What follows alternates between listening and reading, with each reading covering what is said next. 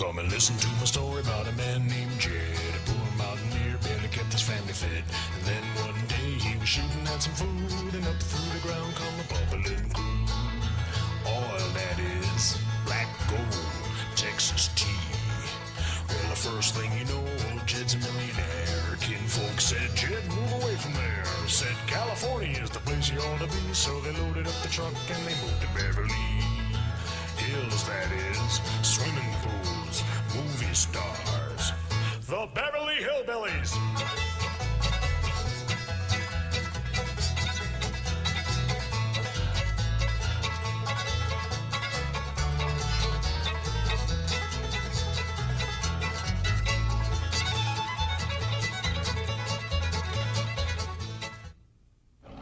Well, howdy. Well, now, ain't that handy? What's that, Pa? Way the road takes a bend in here, runs right by the front door. No, Mr. Clampett, this is your driveway. It goes with the house. Is this thing a high? Oh, yes, indeed. It was built by John Barrymore, one of our finest actors. Pretty fair stonemason, too. Hey, Jed! This here is dandy soil. Fine, Granny. We'll commence plowing tomorrow. But this is Beverly Hills. Dirt is dirt. Yes, I know, but why don't we look around inside, eh?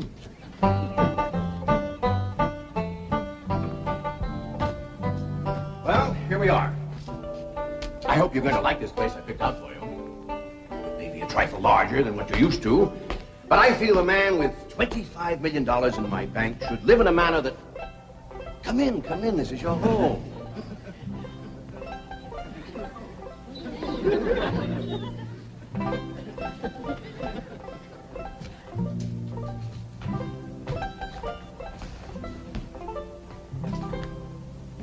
As I say, it may be a bit more than you're used to, but I'm sure you'll be comfortable.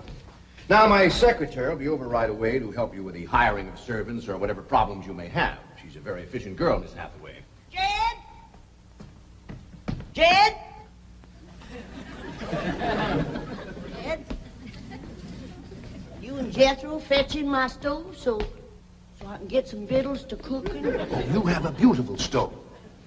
Thank you. Fetch it in, Jed. You scare up some wood, Ellie. No, I mean you have a stove already installed in the kitchen. Where's that? I'll show you. Excuse us.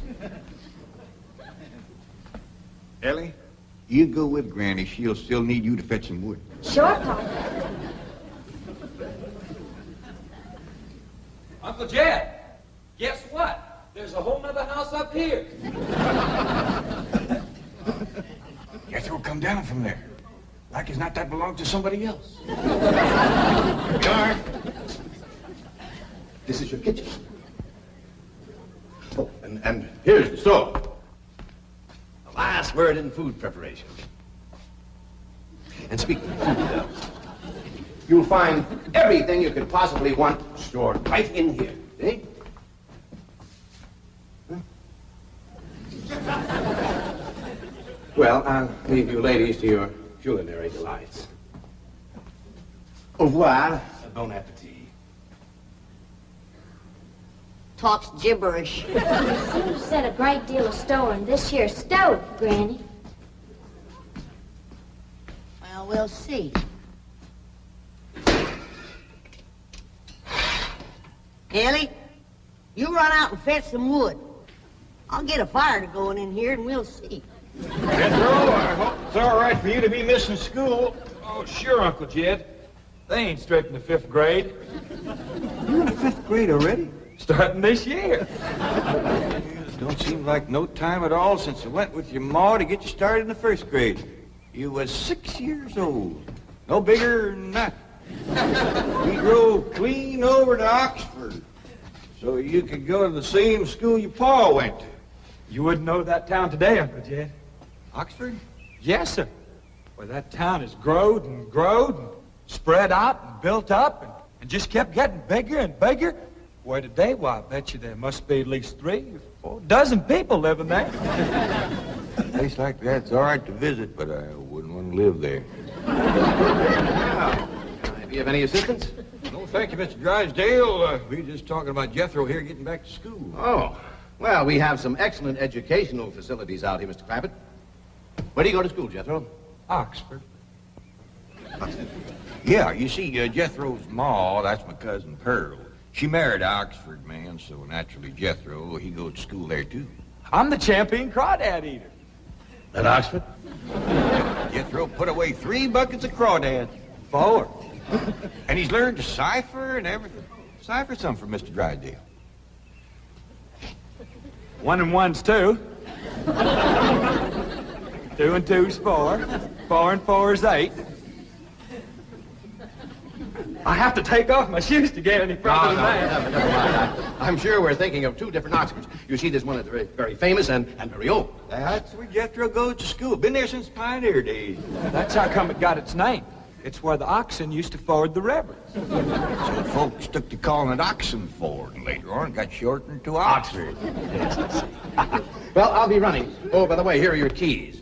My secretary should be over very soon. Well, thank you very much, Mr. Drysdale, for everything you've been doing for us. Oh, it's my pleasure, Mr. Clappett. You see, I'm not only your banker, I'm your next-door neighbor.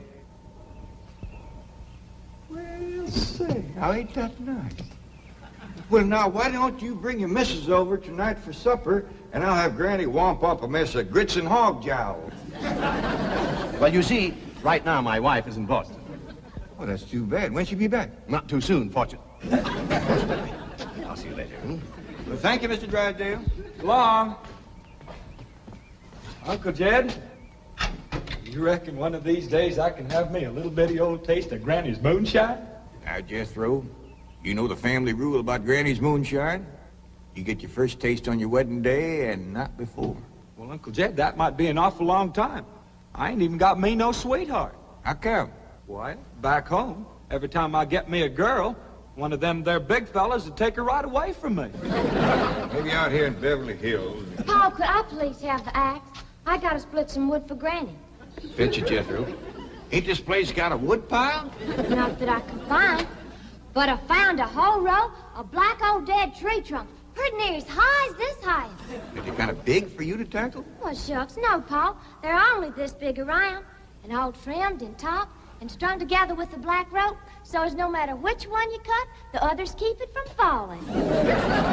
Somebody had a right smart idea there. Just the same, I think I'd rather have Jethro do the cutting. Oh, Paul, let me.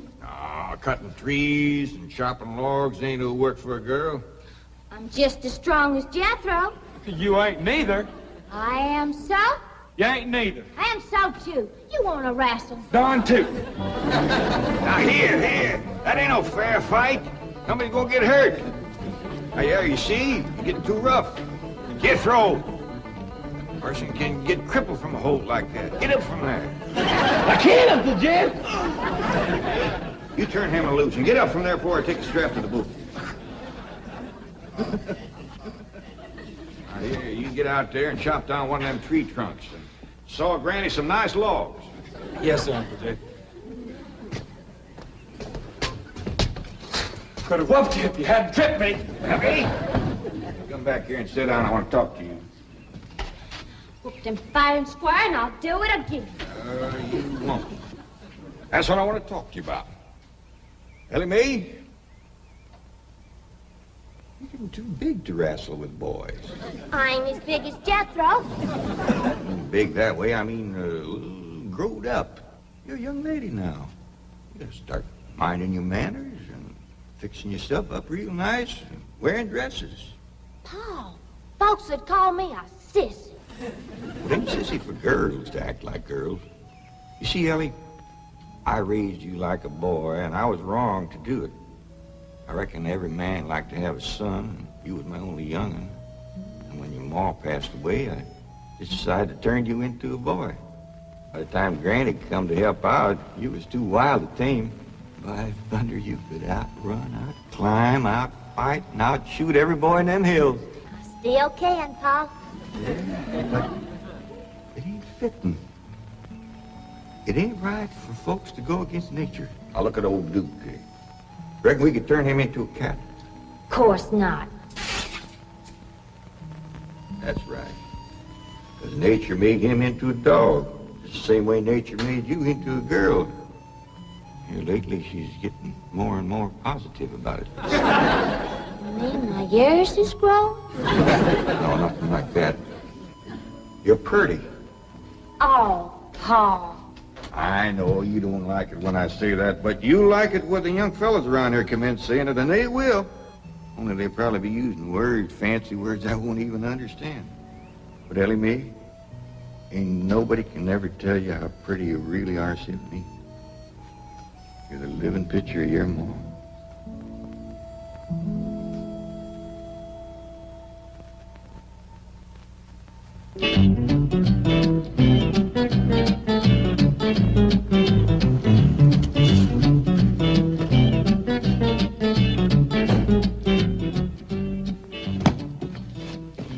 You still here? I thought you were going up to the Clampett estate. I didn't think it prudent for us both to be absent simultaneously. In the event of crises... The only crises you have to worry about right now is keeping Mr. J.D. Clampett happy. Now get up there. Tell me, how did you like the flamingos? What flamingos? I thought pink flamingos around the swimming pool would add a rather elegant touch. Mr. Clampett is not a man educated to elegance. That will take time. Right now, there are more pressing problems. Of course, getting settled, the servant problem. Well, whatever they are, just get up there and solve them. Now, J.D. Clampett is this bank's largest depositor, and I'm making his satisfaction your responsibility. I accept the mantle of responsibility with which you have cloaked my shoulders. And I shall so conduct myself that if this great financial institution shall last 1,000 years, people will still say, this was their finest hour. Handy wood, all right. Got a lot of pitch and tar in it. Ought to burn real good. Yeah. That flimsy grate holds up. Granny, this is top of that tree trunk. You want I should split it up too? No, just leave it outside. Yes, sir. This place ain't even got a wood box. Yeah, folks don't need much wood out here. Remember what Pearl said? It don't get cold. Yeah, I remember. It might not get cold in the day, but it sure freezes solid at night. How you know? I'll show you how I know. Every bit of food in this here storage bin is froze harder than a rock. Yes. Look.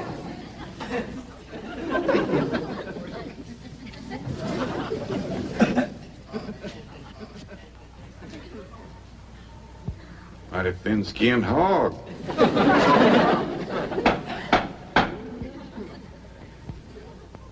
But I'll be doggone. Take me 2 days to thaw out that ham before I can ever cook it.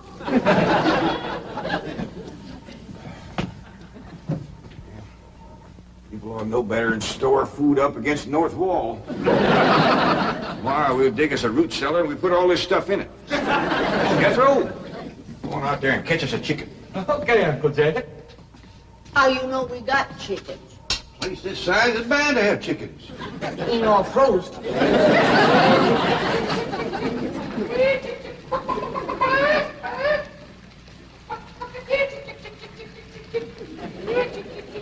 Chick, chick, chick, chick, chick, chick, chick.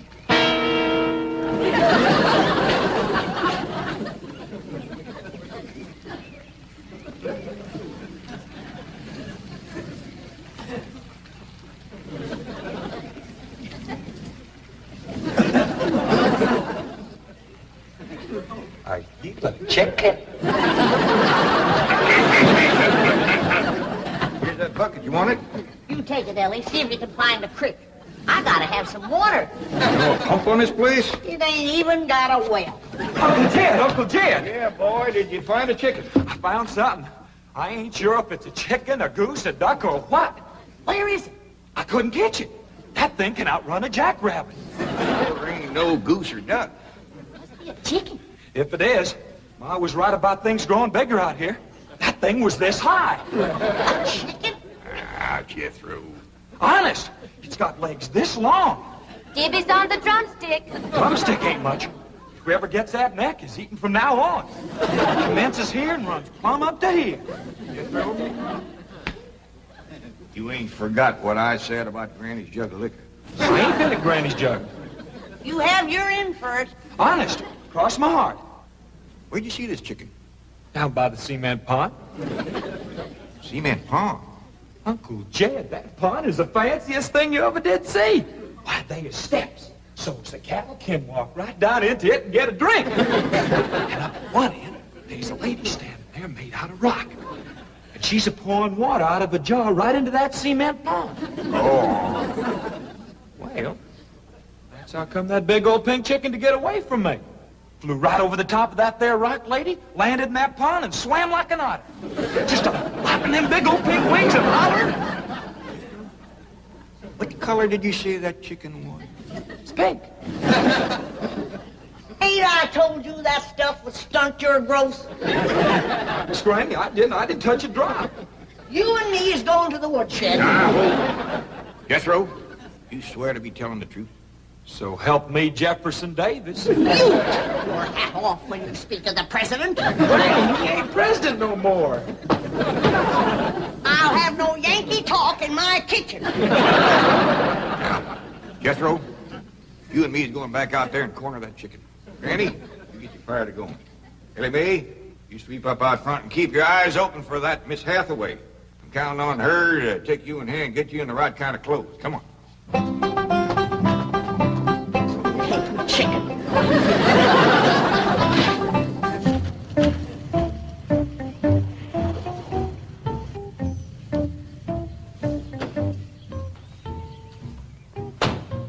You there, young man. I ain't a young man, but I sure do thank you for thinking so. Good heavens, you're a girl. Yeah. I'm Jane Hathaway, executive secretary to Mr. Drysdale. And you, I take it, are a domestic of some sort? Cleaning girl, housemaid? Just what are your duties with Mr. Clampett?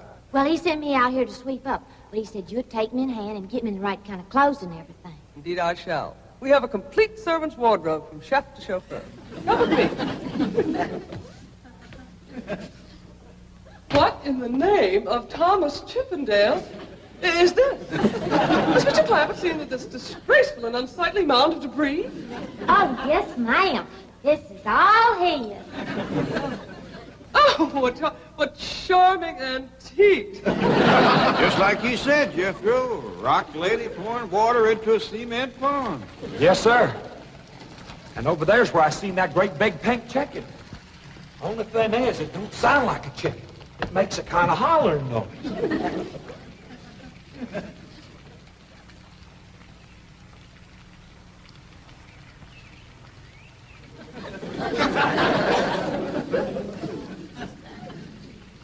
Reckon you'd make a hollering noise, too, if you was to lay egg like that. Man, oh, man.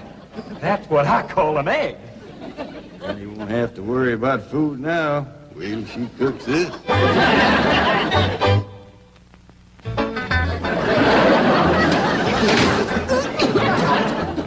That blame city stove don't draw worth nothing. Granny, look at this egg. What's all the smoke? Stove don't work. Probably just a stuffed-up flue. Ain't got a flue, ain't even got a stovepipe. Well, I'll get the shovel and a hoe and rake it out of there. Here, you keep this egg.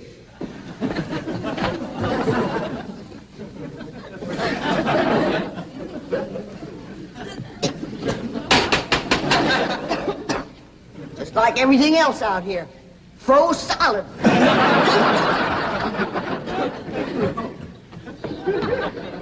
Really, my dear, you look quite charming. Well, I feel like a dead blamed fool. Oh. Just a moment. Get some now. I'll be right back. Oh, that was my Pa. I take it he's a gardener. Oh, yes, ma'am. Pa just can't wait to commence gardening. Apparently. However, as though I admire his enthusiasm, I must forbid him access through the main entrance. Now, tell me about the rest of the staff. Is there a chauffeur? A what? Someone who does the driving. Oh, yes, ma'am. That's Jethro. Of course, I don't reckon he can stay around very long. He's got to get back to Oxford and go to school. Oxford? He attends Oxford University? Well, he just calls it school. Pa went to school there, too. Oh, yes. Old school time. Great pride, those Oxford men. Sorry I couldn't stop before. Granny was having trouble in the kitchen. Pa, do I have to wear this here stuff that Miss Hathaway... No, there can be no appeal from Mr. Clampett's orders. Thank you, ma'am. Glad to see you taking a firm hand. Ellie Mae, that's right pretty. Makes you look taller. She's got me walking on pegs. We'll run in and show Granny. And get rid of those old clothes, dear. Granny, I presume, is the cook. Yes, ma'am, but she ain't too happy about it right now. I shall deal with her directly. Now, let's see. Maid, gardener, cook, chauffeur. Oh, I understand Jethro is an Oxford man. You bet he is. I'm quite anxious to meet him. Don't blame you. Fine-looking young feller. Single, too. And he's on the lookout for a girl. I am only interested in the intellectual rapport which I would naturally have with an Oxford man. I presume you went to Eton as a boy. If I know Jethro, he went to Eton the minute he was born. Yes, of course. I suppose his father matriculated him. I kind of think maybe it was his ma. Oh, well, no matter. At any rate, he's an Eton man. That he is. Matter of fact, Jethro won the Eton championship. Oh, marvelous. What was he champion of? Eton. Yes, I know. But what was it? Cricket? Oh, no, it was crawdad. I don't think even Jethro'd eat crickets. I was referring to the game of Kid, Kid, where's the axe? I'll bet you, Granny. You talk to Miss Hathaway.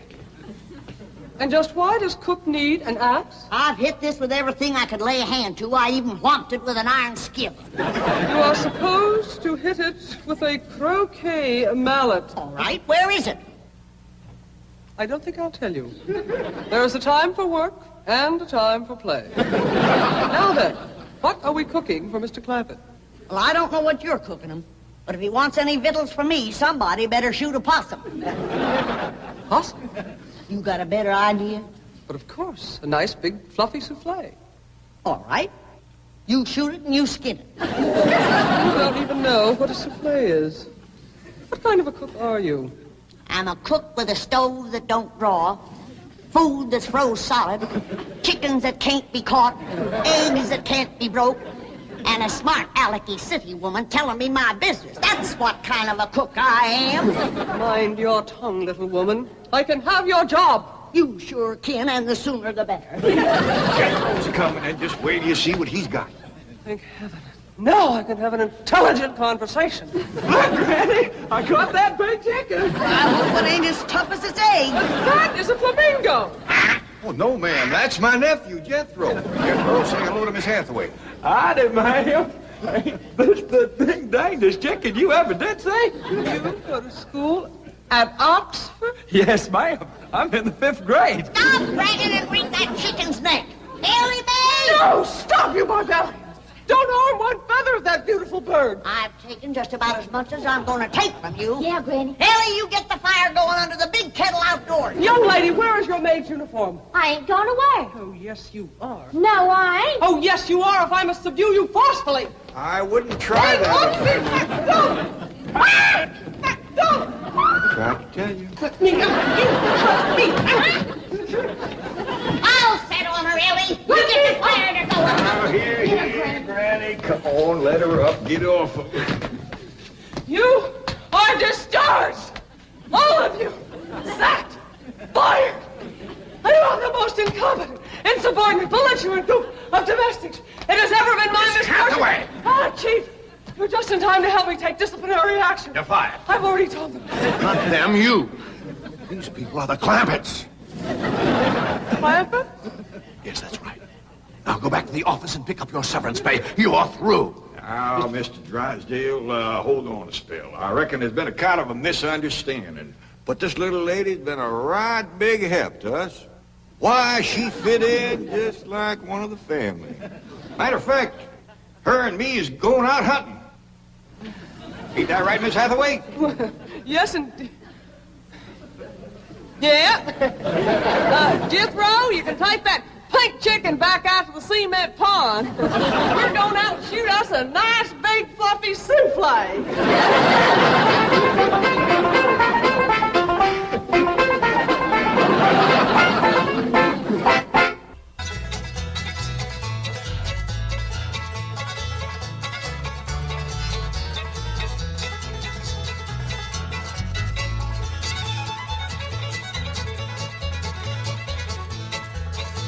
Well, now it's time to say goodbye folks for kindly dropping in. You're all invited back next week to this locality to have a heaping helping of their hospitality. Hillbillies